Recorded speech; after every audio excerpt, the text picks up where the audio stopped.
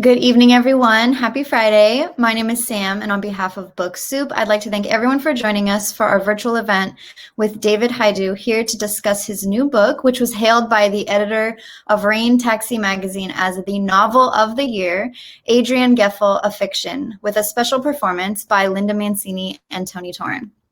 We'll be hosting more virtual events in the near future, and you can learn more about them on our website by signing up for our email newsletter, as well as following us on social media at Book Soup. Tonight's event will end with a Q&A, and to submit a question, please use the Ask a Question button at the bottom of the screen. If you see a question on the list that you'd like for our speakers to answer, you can click the like button and it'll bump it up in the queue, and we'll try to answer as many questions as time will allow. Also, please support Book Soup and our authors tonight by purchasing a copy of Adrianne Geffel, A Fiction, which you can do by clicking on the green button right below the viewer screen.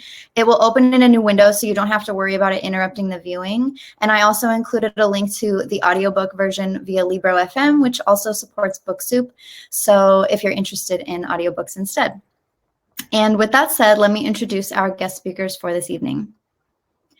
David Hajdu is the author of 5 acclaimed books of cultural history, biography, and criticism, including Lush Life, and a 3-time National Book Critics Circle Award finalist. He is the music critic for The Nation, a professor at the Graduate School of Journalism at Columbia University, and a songwriter and librettist. He lives in New York City. Our other special guest, Linda Mancini, is a writer, actor, and Bessie Award-winning performance artist whose works have been presented across Canada, the US, Europe, and Australia. And our third special guest, Tony Torn, is an actor and director who has worked extensively for the past 30 years in theater, film, and television in both traditional and experimental projects.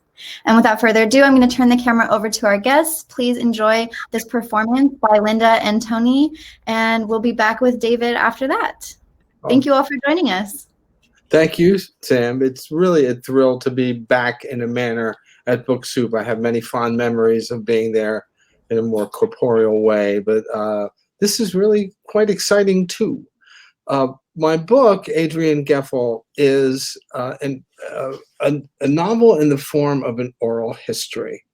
It's a collection of fictional interviews with fictional people discussing the life of the fictional title character. Adrianne Geffel is a musical phenomenon who had a rare neurological disorder called psychosynesthesia. Don't look it up, I made it up. With psychosynesthesia, she hears music in her mind that corresponds to her emotional state at all times.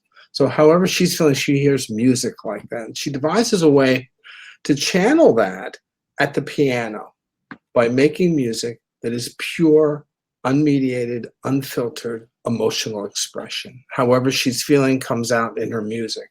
This presents great opportunities, great challenges, and considerable complications over time when she changes and her emotions change and her music changes. We're going to withhold the high drama of that so as to entice you to purchase Adrianne Geffel, the novel. But we will present plenty of drama and a bit of humor in due course. Adrianne grew up in Western Pennsylvania, where her parents ran the propane business. Her childhood friend, Barb Luker, recalls her final days in Pennsylvania. So Adrianne comes over to my house. She says, I want to go to Juilliard. I say, all right, then, let's go to Juilliard. She says, I have to apply first. It's a music school. So we get cracking. She'd sent away to the school for information and brought over this pile of pamphlets and forms to fill out. You're supposed to list all the awards you got and concerts you gave at Carnegie Hall or whatever the fuck. Okay, right. Adrianne'd been playing piano in her bedroom for her teacher and me. She performed for like 2 people in her life. 3 if you count her mother. 3.5 if you count her fuck shit brother Donnie. Her father didn't count for anything.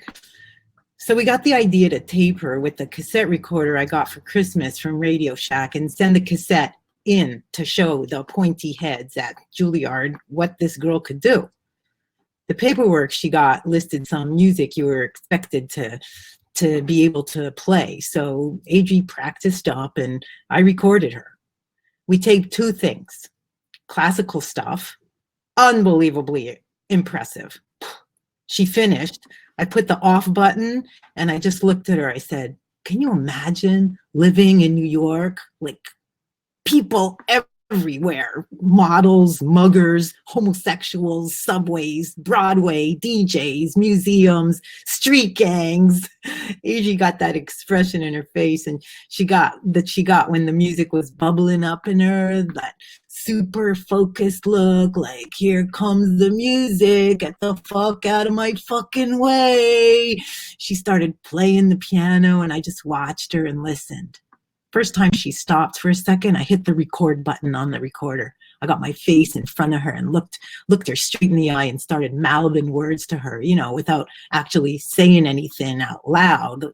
Models, muggers, homosexuals. I kept going with everything I could think of when I thought about New York: skyscrapers, pickpockets, fancy clothes, beggars, jazz. And Adri kept playing, kind of following the words I was giving her, kind of in her own world. The music was incredible, absolutely incredible. It's the only way I can describe it. You know what I mean when I say incredible? Okay, take that and multiply it like absolutely times. So Adri sent in the cassette with everything we recorded, including the last thing. And she got called in to do an audition in person at the school. And I went with her and drove. We drove my Aunt Connie's Datsun. I packed a pair of earplugs for Adri to use if she found herself around other students playing instruments. We figured, you know, there might just be a little bit of music at a music school. And in case the earplugs didn't quite do the job, I brought along my cassette recorder and the headphones I used for listening to records on my stereo. The cassette recorder had a shoulder strap so you could carry it like a handbag. I told Adri, just put on the headphones, plug them into the recorder. I got a blank tape in there, press play, and you won't hear anything except like maybe some humming sound. You just pretend you're listening to music. I knew nobody would actually listen to a cassette with headphones and walk around that way, but it was the only scheme I could come up with. We got to Juilliard. Eventually, I found a parking garage like 50 fucking miles from the school, and we got to the audition just in time. They wouldn't let me be there for the audition, the actual audition, you know, an interview she had to do. So I just went outside and walked around the area. I suppose since you're such a expert on cultural history, you've been to Lincoln Center, right?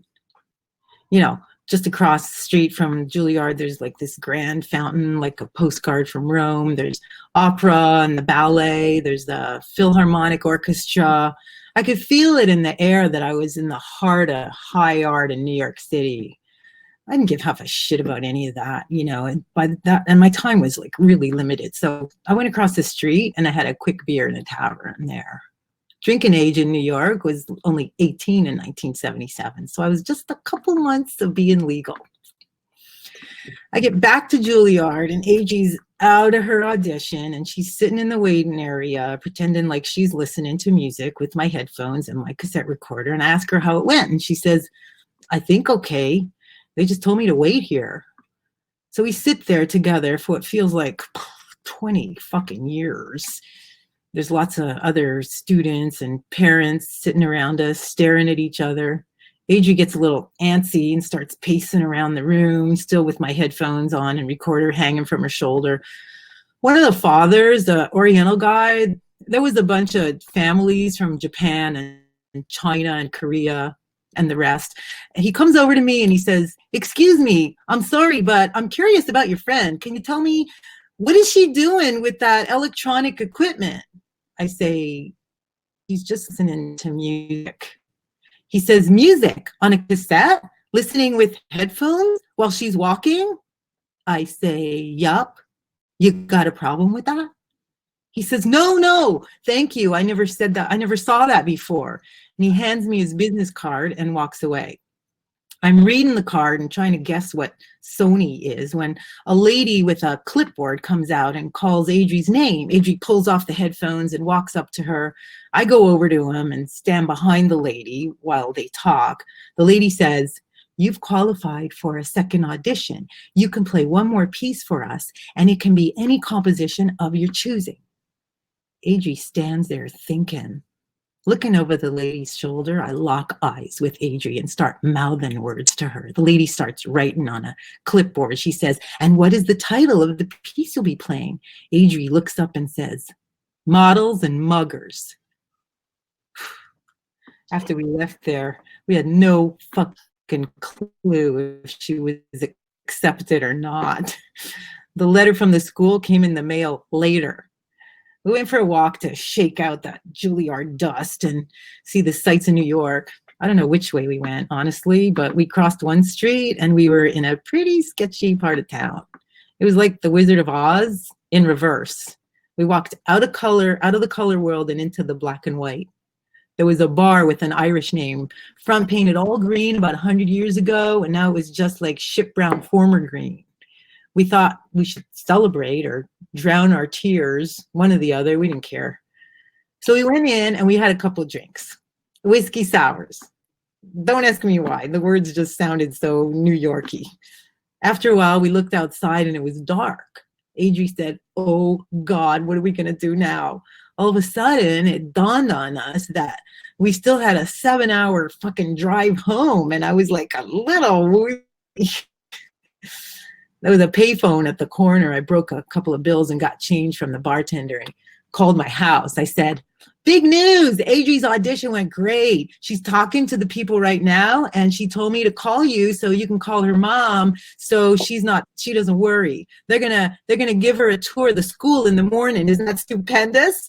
They got free rooms at the school for us to stay overnight. So we'll see y'all tomorrow. Bye. And I hung up. Adri just shook her head at me and smiled that crinkly smile of hers and ordered another round of whiskey sours. The school didn't really have free rooms for us, and we sure as hell didn't have enough money for a hotel.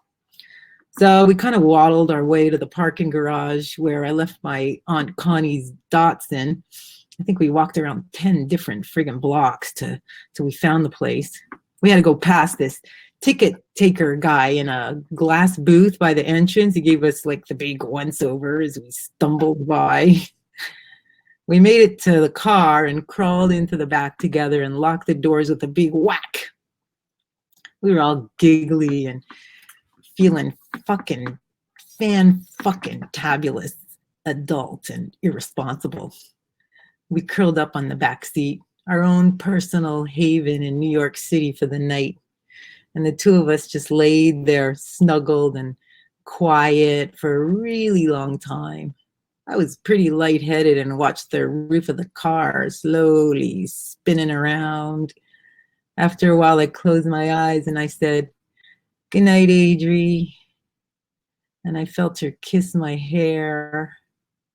And, well, you're a big boy.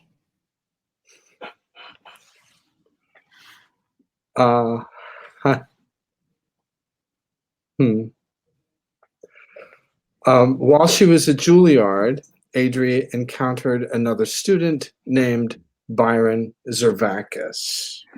I want to ask you something first before you ask me anything. I need to make something completely clear. My relationship with Adri, however you'd like to define it, and who can truly define a relationship between two people or any number of people, it was, I can't put it into words. Words cannot describe it. It was something that happens just once in a lifetime. If those of you who are lucky enough to live the lifetime that I've lived, and Adri and I were us, whatever that is, whatever words you would choose to use to describe that thing, those words would be inadequate. I just want to make that clear. This is for a real book, right? Not just a school project. Nothing against school. I had a great gift of meeting the magnificent Adri in a school where we were both young students at Juilliard. I just want to know if this is for a master's thesis or a dissertation that two old professors will glance at over to keep a tenure before the thing is filed away in that basement of a library. I just want to know because my time is valuable. All right, so it's just a note, since this is going to be printed. My first name, it's pronounced Byron, like Lord Byron, but it's spelled, make sure you get this right. Write it down, B-I-R-A-N, Byron, not Brian, for God's sake. Brian's just my legal name. Adri and I. I love to say that. Let me say it again. I so love the sound of it. Adri and I first met in the hallowed halls of the Juilliard School. Adri was studying piano, by the way, and I'd recently begun to study the cello with the kind encouragement of my maternal grandmother, who knew about the instrument from being on the board of directors at Lincoln Center. I would watch Adri reading in the lounge or walking between classes. I loved the way her headphones bobbled back and forth when she moved. Whenever I would see her heading towards the piano practice rooms, I would follow her there. And while she was playing, I would watch her from behind her back through a little window on the door. I could feel the connection between us for months before we even spoke. The two of us would talk at school sometimes, of course, though we didn't need to say much or have the occasion to. I would say hi, and she would answer in exactly the same way. There was something there that was so special that it would have been virtually undetectable to anyone, even to Adri herself.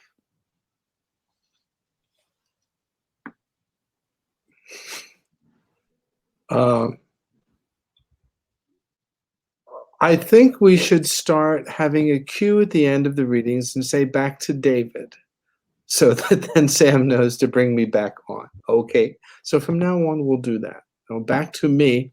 While Adri was hospitalized for psychosynesthesia, she met another patient, a conceptual artist named Valerie Koshka, who went by the name Anathema. She was given that name by someone else who made up a name for himself, named Armit.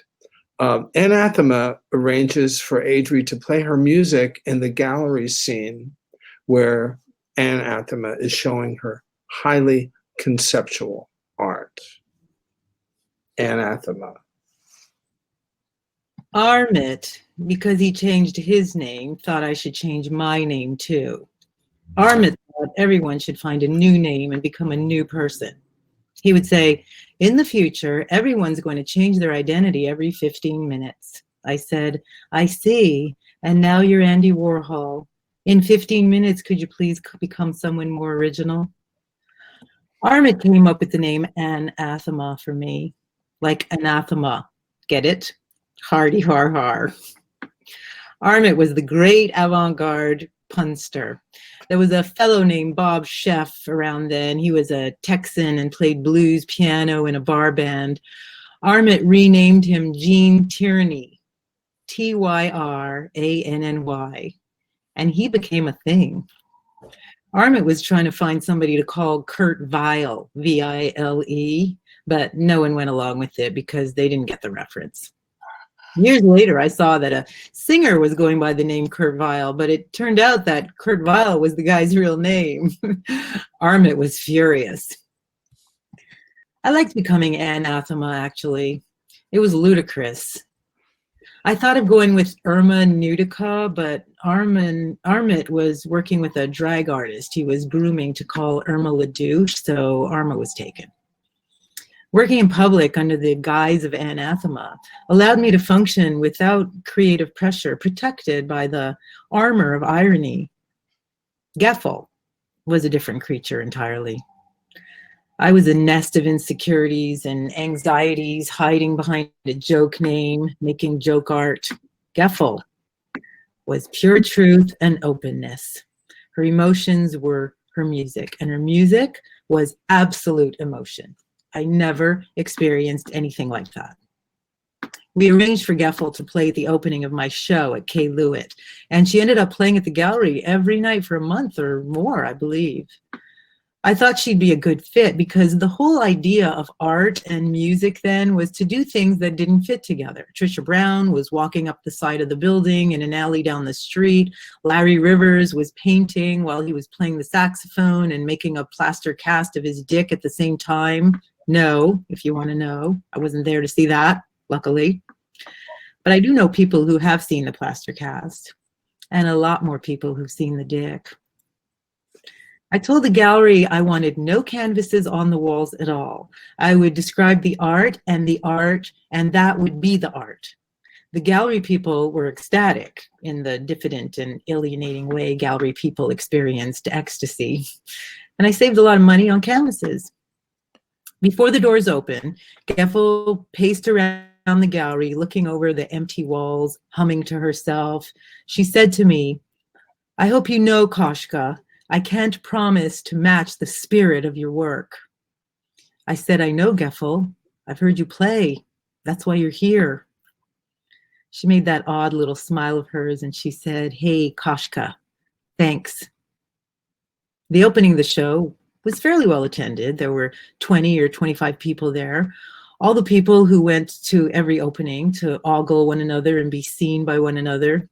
The director of the gallery introduced me, and I walked slowly all the way around the room, pointed to the empty spaces on the walls. I said, "This is one of the earliest pieces in this series. It is the secret of life, pretending to be the secret of death." I gazed at the wall for a moment and walked a few feet, and I said, "This is the earliest childhood memories of everyone here tonight, superimposed over the worst fears of everyone coming here tomorrow." When I'd covered all the wall space, I thanked the people for coming, told them to enjoy the art while they listened to the music of an important new composer. I introduced Geffel, and she started playing a little electric keyboard the gallery rented from Steve Reich. Within a few minutes, everyone in the gallery had gathered around her, watching her and listening intently. Geffel was terribly nervous, and that only made the music more like Geffel's music. Dave. Okay. So Adri finds herself acclaimed for making music that no one quite understands. And some people don't even like, including the critics who acclaim her. She becomes a phenomenon of the downtown art scene and begins playing concerts in a loft owned by a wealthy Estonian entrepreneur named Milenko Jervik. Call me Milo, please. Why be formal? Life is too short. When a man calls me Mr. Jervik, I know he's an attorney or an accountant, and we won't be having a lot of fun together. All my friends call me Milo. So, let's be friends. I would like to tell you, but I cannot recall if I read an article about Adrianne Geffel first and then heard her play the piano, or if Darius read me an article about her out loud to me first, and then I heard her play. Darius enjoyed reading to me, and I enjoyed listening to him read. He was a beautiful reader and beautiful every way. He loved Adrianne Geffel. We went to hear her together at the Kay Lewitt Gallery, and we could not believe what we were hearing. Oh, the best! I said to him, Darius, what is this music? I do not understand. And he said, Milo, who cares? What does that matter? She is a phenomenon. We must have her to our loft. And so we invited her to come to our loft and play. And that was the beginning of the very famous Adrianne Geffel concerts in my loft. Adrianne loved to play my piano. I have a very wonderful Bosendorfer grand piano that I purchased to decorate the loft when I bought it back in 1974. As you can see, look around us. The space is very large. I need things that are beautiful and very big to fill it. Before I bought the building, this floor was a factory for making zippers. It was out of business by the time I bought it. I rented the 2 floors below us to artists, and I moved in here. And this is where I had the famous parties. We didn't use the piano for the first ones. I used my very fine stereo system from Germany. I told people, can you believe this used to be a zipper factory? They said, Milo, there is more noise from zippers here tonight than there were in the factory. It was true. The best. Then Darius moved in here, and he knew all the painters and sculptors, musicians and intellectuals. They all came to the parties. The musicians loved my Bosendorfer. The intellectuals loved the musicians. The musicians invited other musicians, and the parties became concerts. People just came to hear the music. And for the drugs, Darius knew everything about the latest drugs and enjoyed trying them and sharing them. How the most wonderful musicians were here, and they all played for each other. I don't know all their names. Darius would be able to tell you every name, but he's been gone for 11 years. We loved each other very much. He also loved the drugs too much. The concert was so wonderful, the best. Everyone listened very carefully. You would not hear the sound of a single zipper. A documentary film was made about the music in Soho during this time, and the producers came here to shoot and interview me. I told me, Mr. Yerrick, do you know you are the father of the Soho loft music scene? And I said, no, call me Milo. He photographed my piano with no one playing it. He asked me, is this the same piano where Adrianne Geffel played? Was it right here in this spot when she played it? What was she like? Well, I will tell you what I told him. Adrianne Geffel was beautiful. She was like magic. Her music I never cared for. I don't understand what it was that she was playing, but I knew it was very serious. Everyone told me. But Adrianne, she was magnificent. She was a very pretty girl, not a fancy person, but beautiful and strong, like a peasant girl from my country. I saw girls in the country who were barely not children anymore, but lived with death and sacrifice, and they would sit quietly by themselves. That was Adrianne Geffel. I don't know how many concerts she gave here, 30, 40 perhaps, probably more in those 2 or 3 years. The first time she was nobody. She just played a little toy organ in the K. Louis Gallery. That was it. But by the end, she was a celebrity. You know, if you ask me, Milo, what happened to her? I will tell you. She changed. The last time I saw her, she played at the kitchen down the street from where we are. I can tell you, for the first time, I enjoyed Adrianne's music. That was the last time I ever saw her. Back to David. Mm.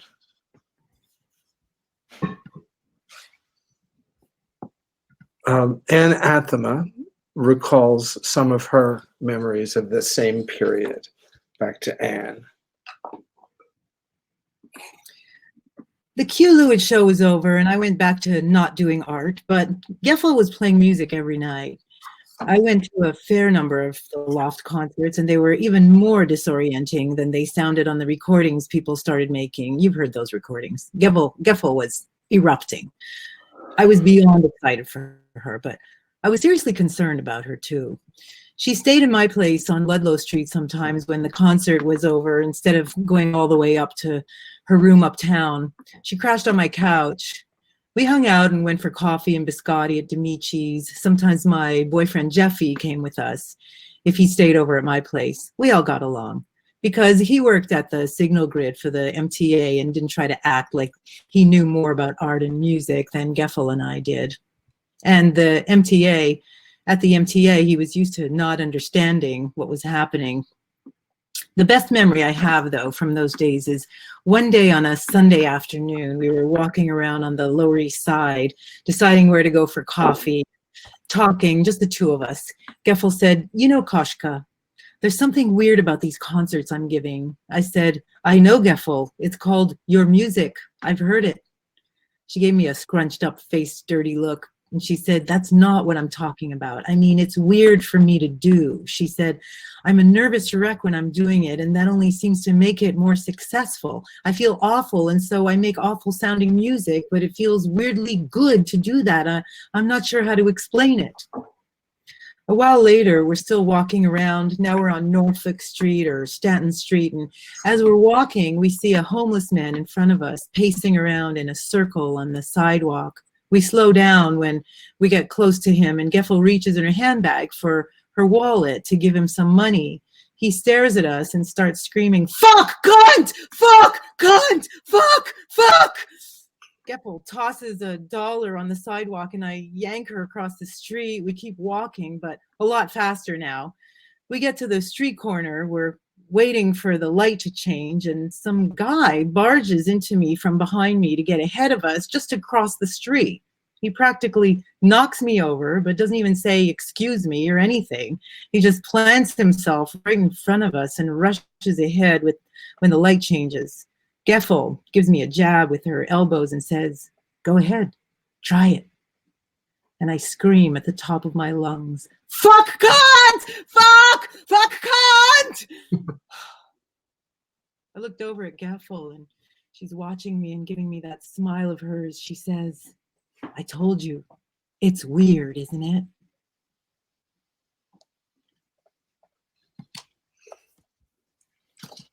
So Adri becomes famous as the Geyser of Grand Street. That's what she's described as in the Soho News.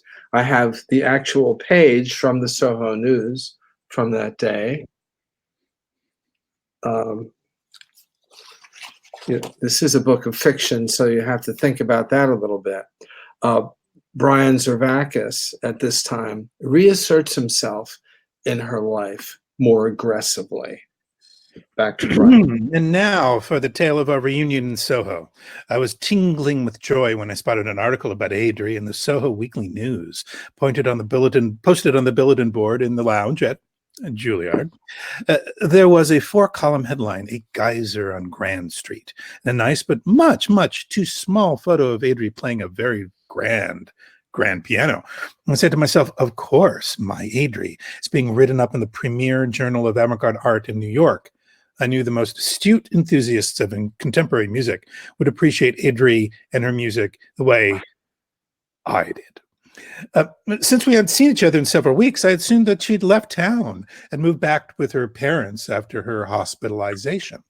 I wanted desperately to see her mainly to see her beatific face again, and secondarily to present her with her share of the funds I had arranged to procure on her behalf from Sony.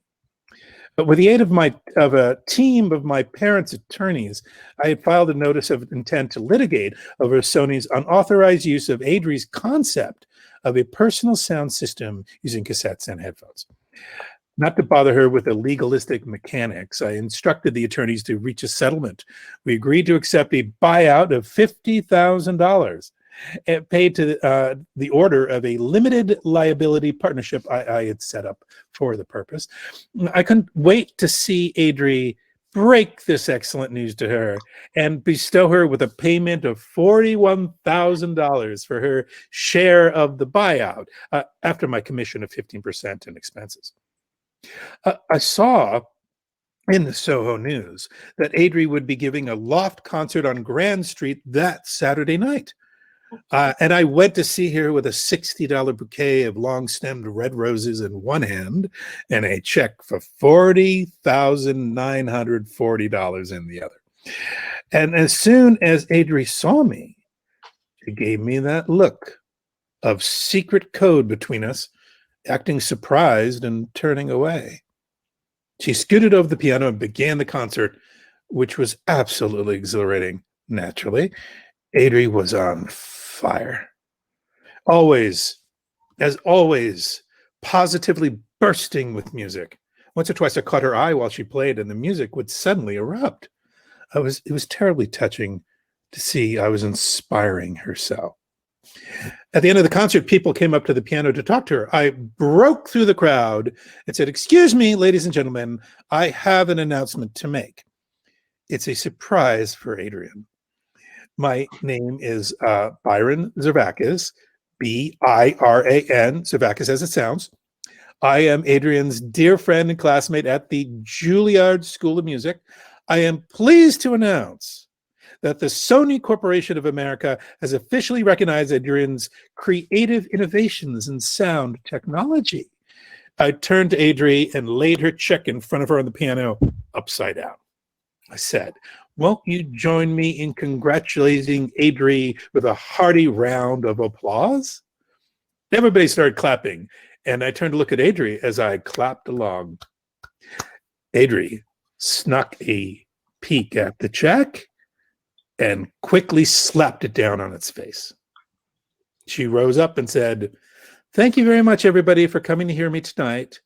And she added quietly, just for me, I'll talk to you later. She picked up the check from the piano and left. I knew she wanted to talk later, but I had trouble finding her after that.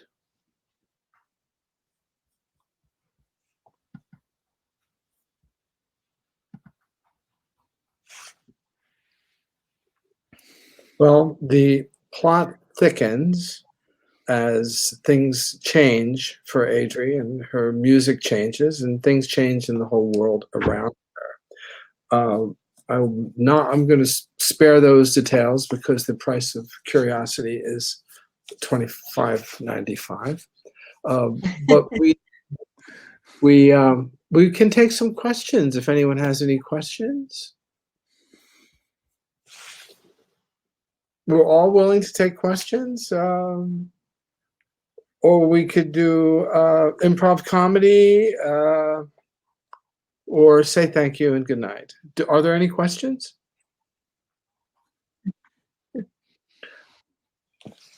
Maybe So there we're going to wait for them to come in on the chat, I guess.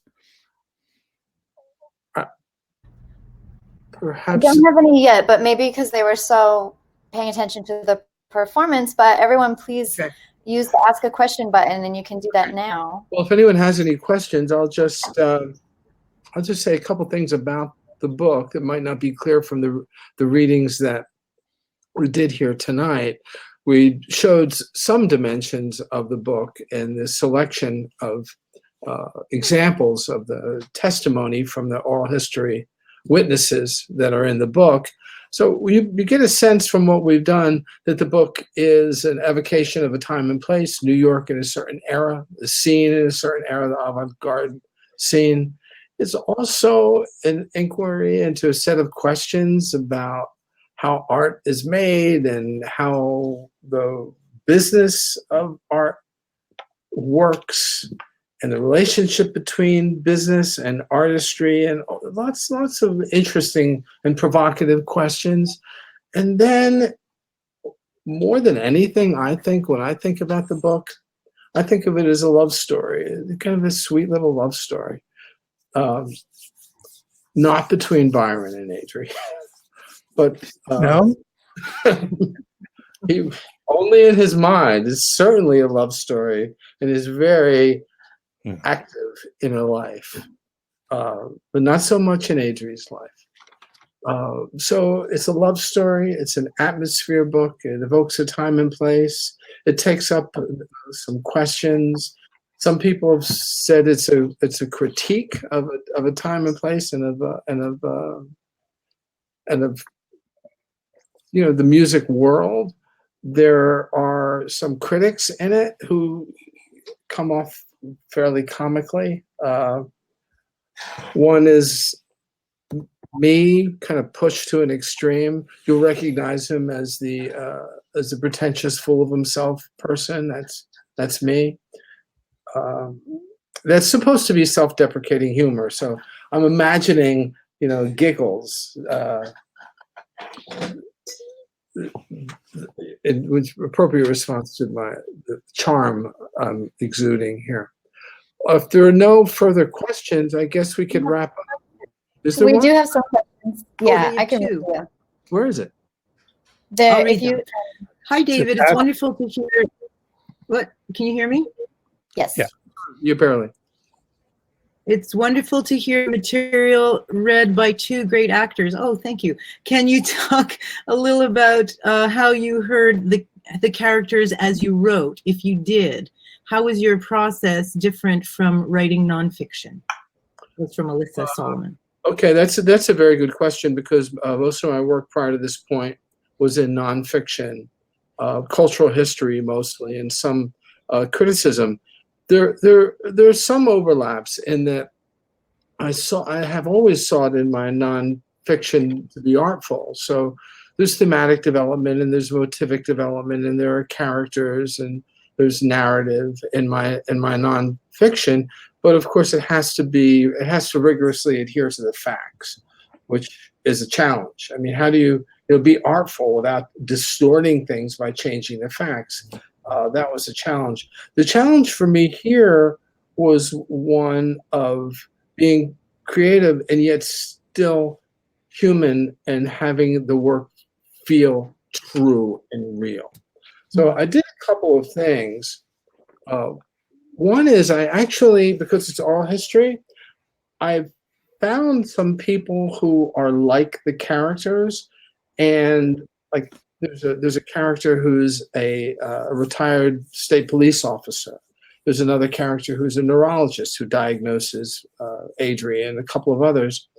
And I sent them notes, and I instructed them to tell me these facts as you would as a state police officer, as a neurologist. And then I recorded their interviews. So, I worked using, to some degree, the techniques of nonfiction. And then when the whole thing was finished, I think Linda could speak to this part of the process. I hired a director, and she found a couple of great actors. I didn't know Tony yet, or I definitely would have invited him. I wish I had known him then. And we workshopped the play around a table. We workshopped the book like a play around the table. And I had the dialogue read. The dialogue to a number of the main characters, not every sentence of every page, but the dialogue of the main characters, so I could hear it read. And then I made some adjustments. So it was a process that drew partly from the techniques of nonfiction, partly from the techniques of dramatic writing, as if that's my training that's my training when I was a student at NYU, and partly the imagination. And it took a long time to do. I'm very proud of it, and I'm pleased to know that it seems to work. Is there another question? Yeah. How come you're seeing them, Linda, and I don't see them? Ask a question. Did this book start out as a fictional oral history, or did that genre evolve? That's from Susan Chomsky.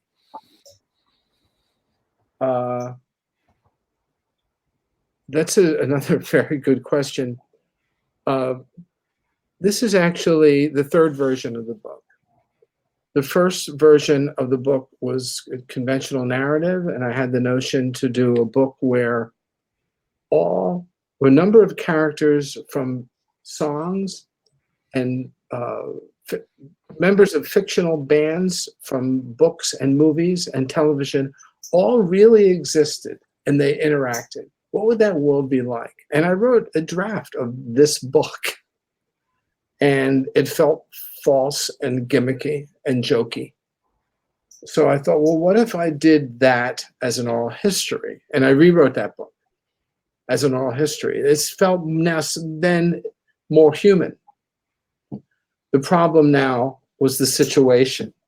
I found the right form. Oral history is a way that I could have characters be themselves and digress and indulge themselves and bring kind of humanity to a complicated and odd story.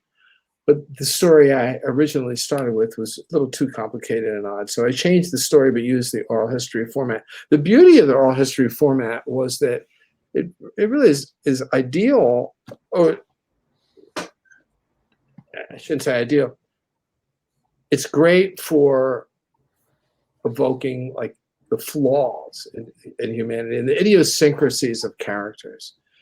And it was also also it was a mechanism for me to get to the elusiveness of identity.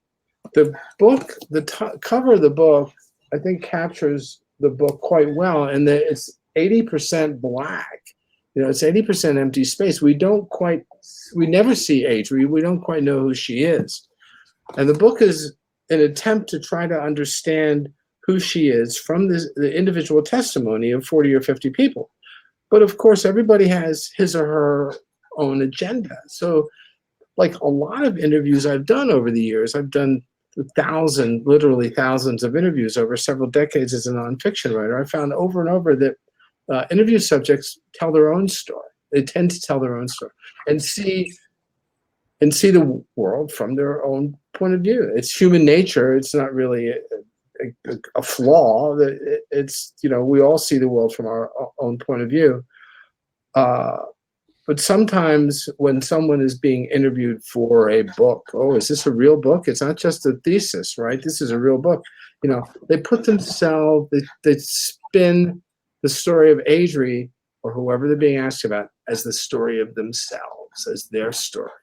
So the book, over the course of a couple hundred pages, we do get a sense of who she was, but a little bit here, a little bit there, some of the testimony flies in the face of other testimony. There's some conflicts, there's some sparks, and it sort of all comes together in the end. And we get a fairly good feeling of who she was, and an even stronger feeling of what the world was like that she occupied, what Soho was like, what the meatpacking district was like, what the West Village was like in the late 1970s and 1980s. Adri's spending her days at the Juna Books, and her best friend is spending her days at the hardware store for reasons you will uncover $25.95 later. Any further questions? No? Well, I want to thank Susan Chomsky, a great editor, for that fine questions. We worked together and encountered many cases of solipsistic interview subjects together in our days in the trenches. Well, I guess we should wrap up then, right? Unless you have any last things to say or share. I want to say how grateful I am to Linda and Tony for bringing this book to life. I heard, humor in lines that I didn't realize were funny before. I've heard reality in lines that I wasn't quite sure worked before, because through their gifts, and great thrill for me to have the book come to life. It's really well on stage. It's like oral history is kind of a more nonfiction oral history happening on stage now, but fictional history, the way the format that it's in, I think reads really well for the stage. That was really fun for us, I think, to do, because it gave me that I don't know, kind of Glengarry, Glen Ross kind of feeling, where could be a movie, could be a book, could be a stage play, works either way. So that was really. The voices are very strong, and the characters are so individual, and the sense of place is it was really a delight to read this material, David. Yeah. And Tony, you're both the best. You're the best. Absolutely the best. Thank you. Thank you for coming. Yeah. It really was wonderful performances from both of you. Thank you for joining us, and thank you everyone who watched.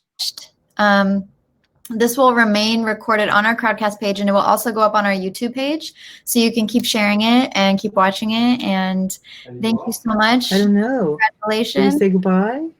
Oh, can you not hear I me? think we're off. Bye. Okay, thank you. Thank you.